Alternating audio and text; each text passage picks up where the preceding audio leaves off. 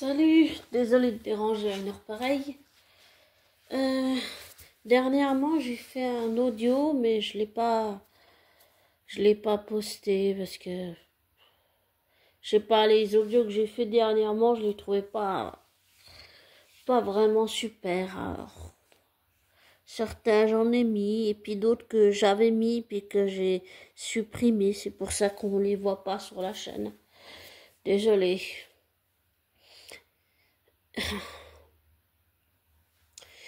Mais, j'avais dit dans un de mes audios que on dit toujours quand ça va bien, mais on n'arrive pas, et que c'est important de dire aussi quand ça va pas.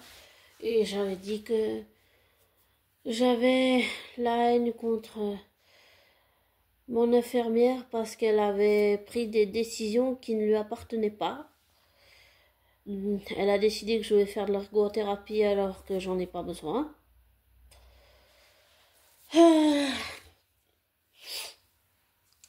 Et que je voulais pas donner ça à mes abonnés, mais que je ressentais de la haine pour elle, et que voilà.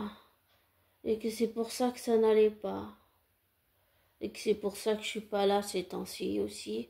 Et parce que j'arrive pas à me concentrer pour lire, j'arrive pas à me concentrer pour beaucoup de choses, malheureusement. Bon, même si on dit que ça n'a pas d'importance, malheureusement, mon TDDH, le trouble de l'attention, il prend de la place, j'arrive pas à lire, j'arrive pas à faire un audio, j'arrive pas à me concentrer.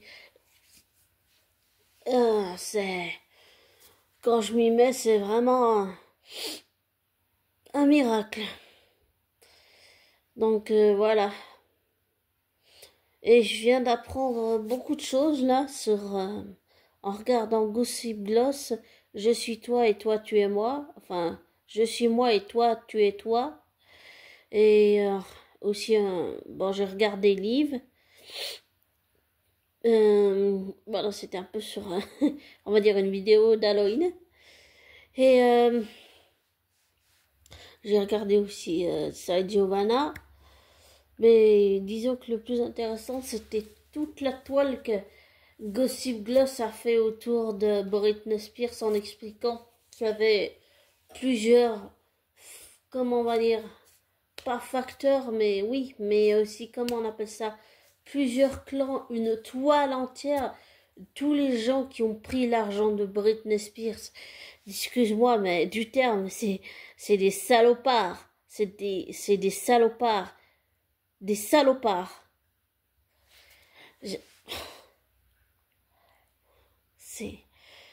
C'est des salopards. Ils ont pensé qu'à l'argent. Ils s'en foutaient du bal de Britney Spears. C'est-à-dire qu'ils s'en fichaient complètement si émotionnellement elle était pas bien. Ils s'en foutaient. Tout ce qu'ils voulaient, c'était l'argent. C'est pour ça qu'ils ont tout essayé pour que la tutelle ne prenne pas fin.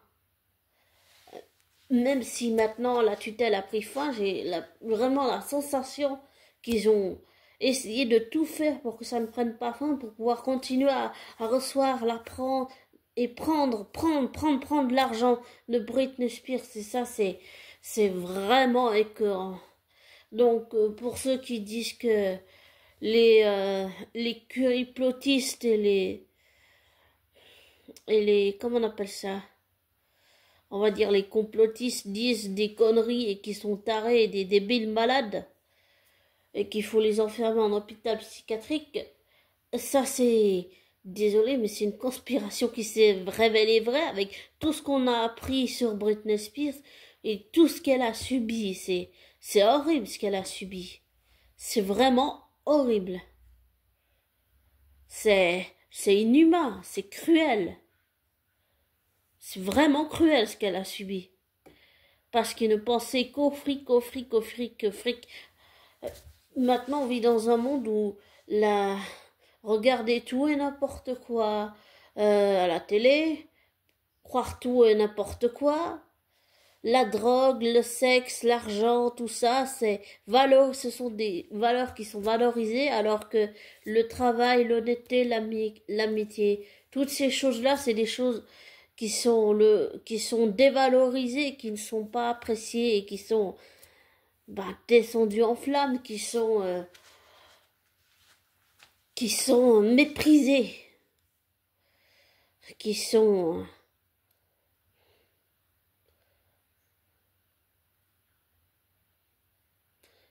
dévalorisés. C'est pour ça que j'ai souvent dit qu'on vit dans un monde où les valeurs sont inversées. C'est-à-dire que le travail, la sincérité, l'authenticité, tout ce qu'on peut faire de positif n'est jamais récompensé parce qu'on vit dans un monde où les valeurs sont inversées et que c'est la drogue, le sexe, l'argent, et le fric et on s'en fiche de la personne si elle va bien ou pas tant qu'on fait ce qu'on veut d'elle. Tant qu'elle est un objet, tant qu'on peut lui prendre tout son argent. Et ça, c'est dégoûtant. C'est horrible. C'est inhumain, c'est cruel et c'est atroce. C'est déshumanisant. Et je viens d'apprendre en regardant Je suis moi et toi tu es toi que Andrew a encore fait des siennes et qu'on ne l'appelle plus le prince Andrew, qu'on doit l'appeler le prince, qu'on doit l'appeler Andrew Windsor, donc il redevient un peu comme Madame Monsieur Tout le Monde au final. Mais je pense que William a la rage contre son oncle, je sais pas, je sens quelque chose qui couvre. J'ai vraiment cette sensation il a la rage contre son oncle et qu'il est excédé par son comportement et qu'il veut le dégager parce que ça a fait tache dans la famille royale. Mais il faut pas oublier que Virginia, tout ce qu'elle dit, elle l'a pas inventé. C'était une victime d'Andrew, c'était une victime d'Einstein, c'était une victime d'Harvey, c'était une victime, toutes les victimes de ce système. Je pense que c'est dans l'industrie. C'est pour ça qu'il y a aussi toute cette histoire avec P. Diddy, là, truc muche, qui est en prison d'ailleurs.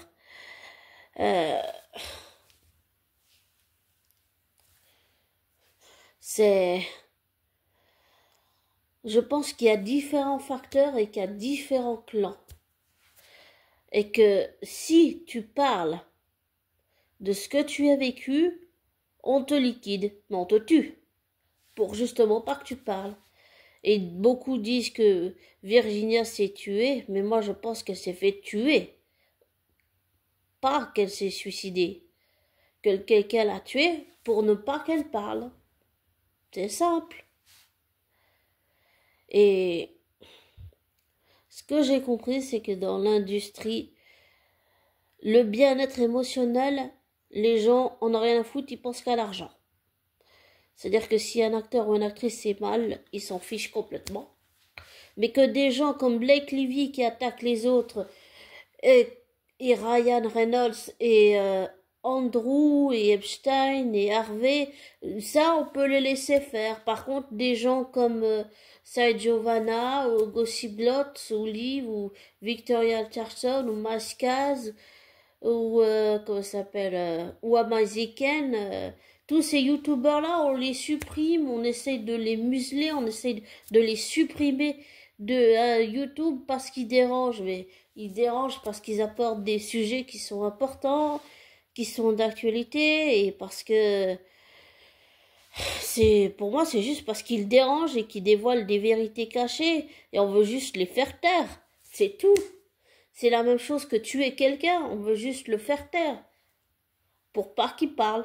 Voilà, c'est tout. Et aussi, j'ai souvent entendu cette histoire de « Oh, tu signes un pacte de diable, tu deviens célèbre ». J'ai compris que pour ça, il fallait sacrifier quelqu'un de ta famille et je trouve que c'est horrible. Le système tel que je le comprends pour moi, le système tel que je le comprends et qui fonctionne, pour moi, il est horrible, il est inhumain, il est cruel. Et par contre, je suis convaincue qu'on n'a pas besoin de démons, de diables, de gens mal avisés qui prennent ton argent, de gens qui profitent de détourner tout ton argent pour tout te voler. Ou par exemple, comme là, le banquier, je sais plus, c'était un banquier ou c'était quelqu'un de financier qui travaillait pour Johnny Depp, qui lui a volé tout son argent, qui lui a pris, je sais pas, des millions de dollars, qu'il avait perdu. Il a perdu des contrats, et il a perdu beaucoup de choses. Amber aussi a beaucoup perdu. J'ai aussi entendu qu'il y avait bien eu un document qui a été déclassifié où ils disent que effectivement, oui, Johnny Depp lui a bien donné un coup et que quand Johnny a compris ce qu'il avait fait, ben il a pleuré. Je pense que Johnny a reproduit le parcours de son père d'une certaine façon. Il l'a dit lui-même. Je sais plus s'il l'a dit lui-même dans une interview ou un procès, mais j'ai souvent dit, pour l'avoir vécu moi-même à mon ancien travail, c'est pas la même expérience de violence que ma sœur jumelle, mais souvent, oui, on devient, la victime devient violente, mais parce qu'elle en peut plus, parce que c'est trop pour elle. C'est beaucoup trop. Et puis après, j'ai entendu une émission que j'ai pas regardée totalement qui s'appelle La Fabrique du mensonge, où ils disent que c'est la faute des gens, c'est la faute du public, mais c'est la faute à la toxicité de la relation de Johnny Depp et Amber. C'est eux qui ont pas su s'arrêter. Cette histoire est allée beaucoup trop loin. Beaucoup, beaucoup trop loin. Je pense que Johnny Depp et Amber Heard sont autant responsables et fautives. Tous les deux sont fautives. Et ce n'est pas que la faute d'Amber, c'est la faute de Johnny aussi qui n'a pas su s'arrêter. Parce qu'il était amoureux d'elle. Voilà. Il en a payé le prix, hein. Il en a payé le prix très cher. C'est aussi comme avec Charlie Kirk, qu'il l'a payé très cher, il l'a payé de sa vie. Donc maintenant, dès que t'es pas d'accord, soit tu tues une personne, comme ça t'es sûr qu'elle ne peut pas se défendre ni parler, ni protester, ni proposer d'autres idées. C'est de la dictature en fait. Et puis il y a cette pensée unique de wokisme.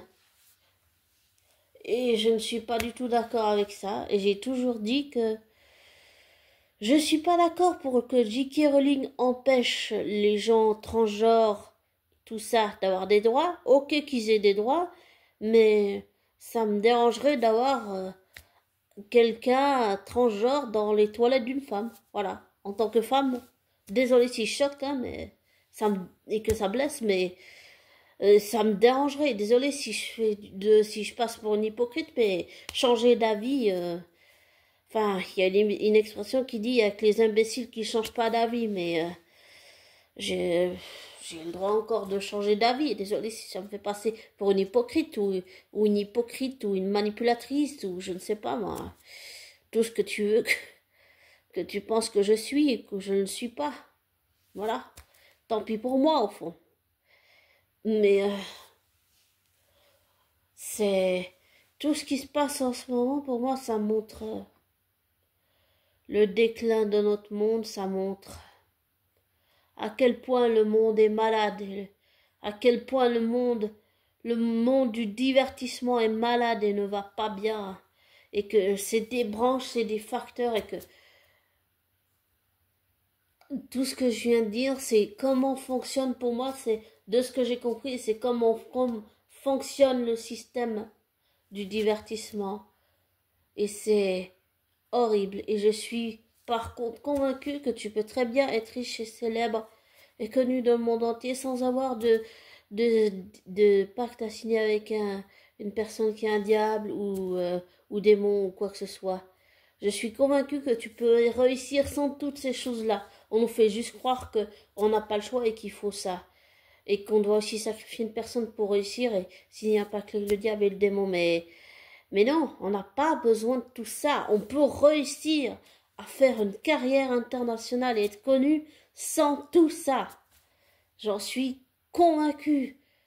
Sincèrement, j'en suis convaincue qu'on peut réussir toutes ces choses sans tout ce système horrible, destructeur, et qui est pour la psychologie, la psyché, qui est pour l'émotionnel, c'est destructeur, c'est atroce, c'est horrible, c'est inhumain, c'est cruel, c'est déshumanisant. Et il faut que les choses changent. Il faut vraiment que les choses changent. Et si les gouvernements du monde entier, y compris de Suisse romande, continuent de nous prendre pour des bétails et des crétins imbéciles, qu'ils aillent se faire foutre. Parce que ils peuvent continuer à faire ça, mais les gens se réveillent. Les gens sont moins aveuglés. Ils ont plus, comme on dit à l'époque, tu sais, où enfin à l'époque, je sais plus, mais si on fait toujours, maintenant, tu sais, tu mets des œillères sur les chevaux quand ils vont sur la route.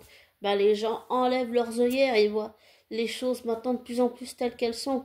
Alors s'ils croient que les peuples du monde entier sont des crétins imbéciles, du bétail qui peuvent manipuler à leur guise et continuer pour leur profit personnel, alors ils se foutent le doigt dans l'œil.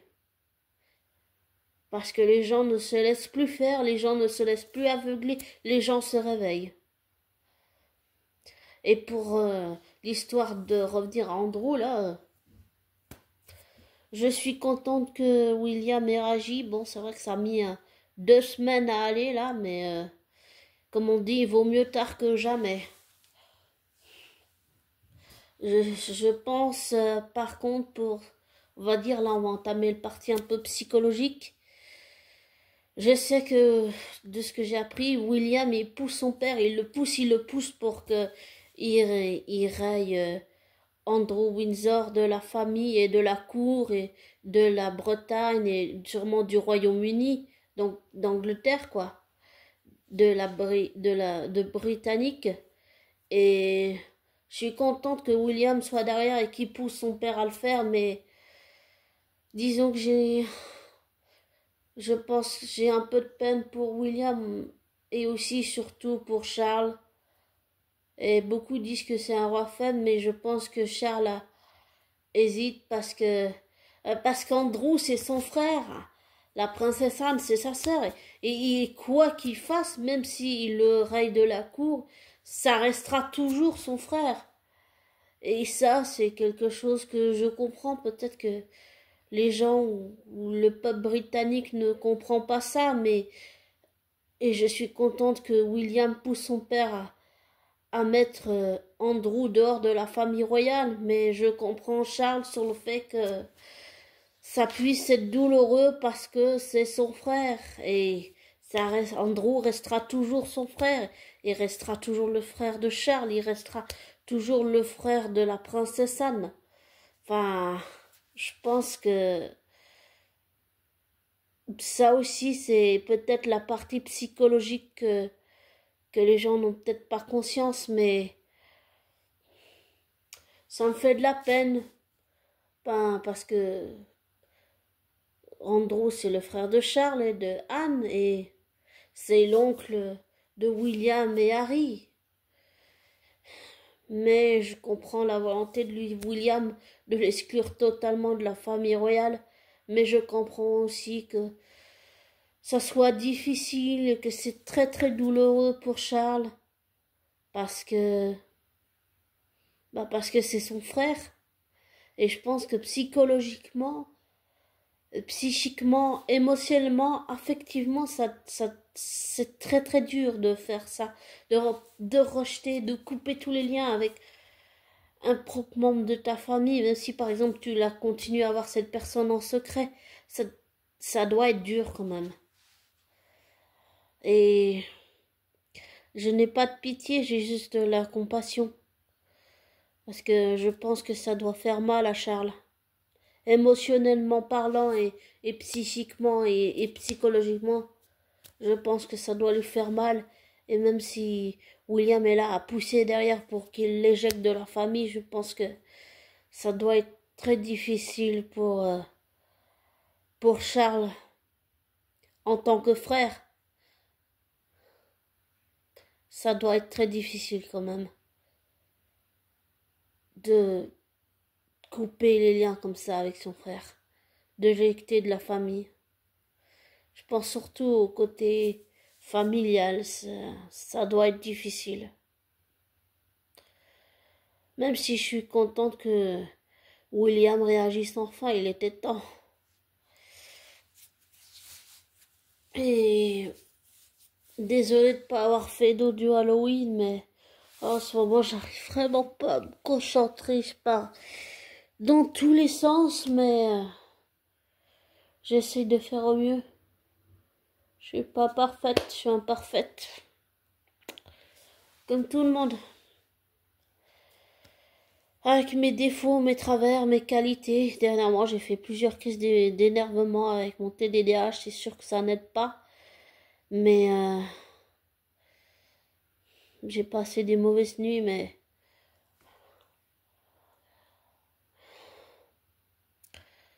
j'en veux à mon infirmière d'avoir pris des décisions qu'elle n'avait pas à prendre. Et je compte faire, pour la petite histoire, une réunion pour qu'elle me tire les choses au clair, parce que j'attends qu'elle aborde le sujet, elle en parle pas, alors que j'attends qu'elle le fasse. Voilà. Et ça ne me plaît pas du tout. Donc on verra bien, mais en tout cas, si mon infirmière pensait que ça allait passer sans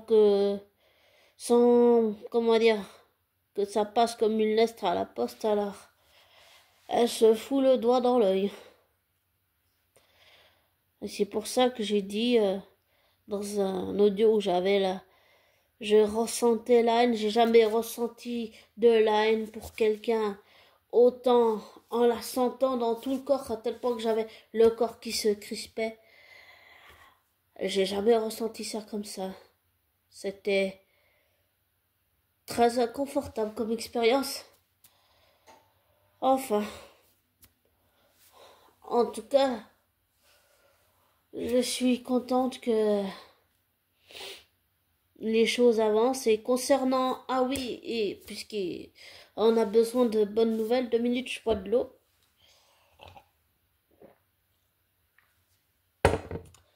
Avec tout ça, on a quand même eu une bonne nouvelle.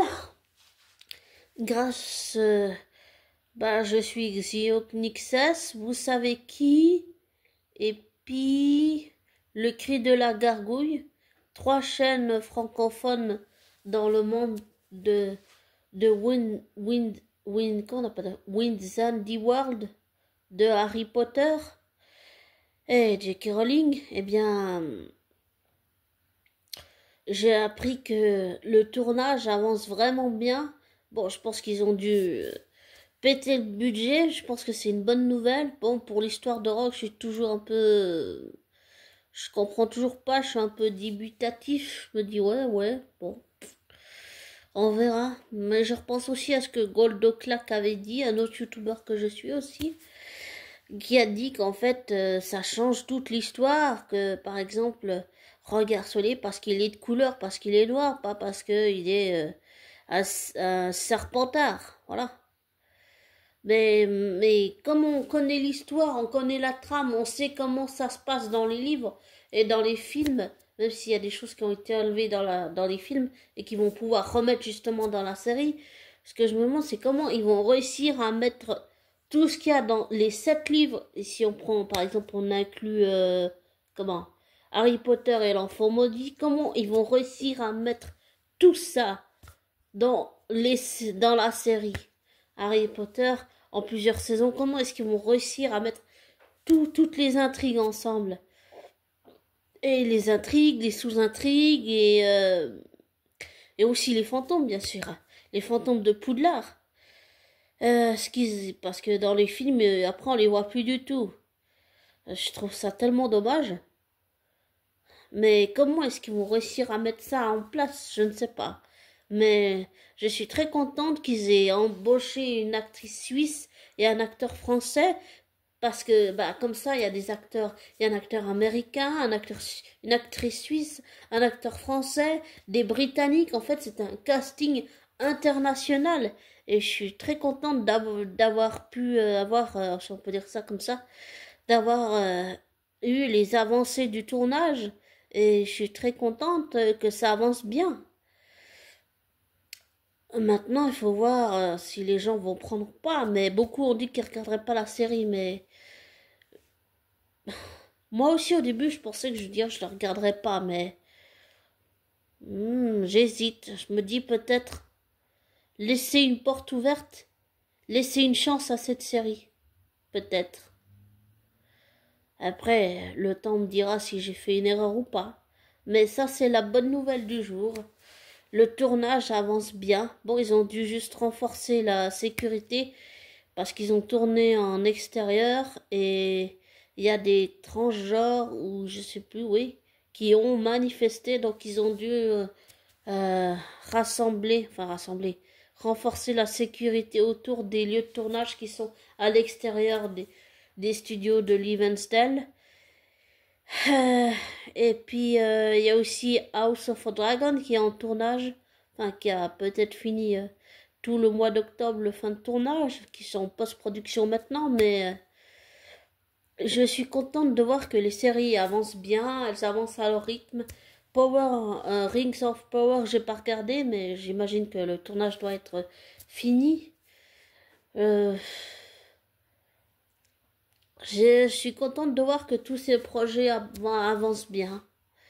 Ça fait du bien d'avoir des bonnes nouvelles quand même. Enfin voilà.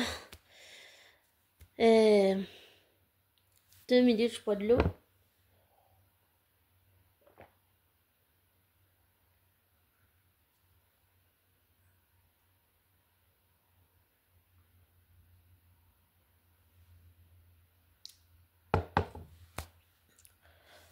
Enfin voilà. Je suis désolée d'avoir trop parlé. Et d'avoir fait cet audio à cette heure-là, alors... Comme je te dis toujours, ne prends pas pour argent comptant ce que je te dis, ne te laisse pas influencer par moi, fais tes recherches, tes vérifications, désabonne-toi de ma chaîne, des likes, et je te souhaite une belle fin de soirée, une bonne fin de dimanche, une belle semaine, ou début de semaine plutôt je dois dire, pardon, et je te souhaite le meilleur, abonné. Bisous.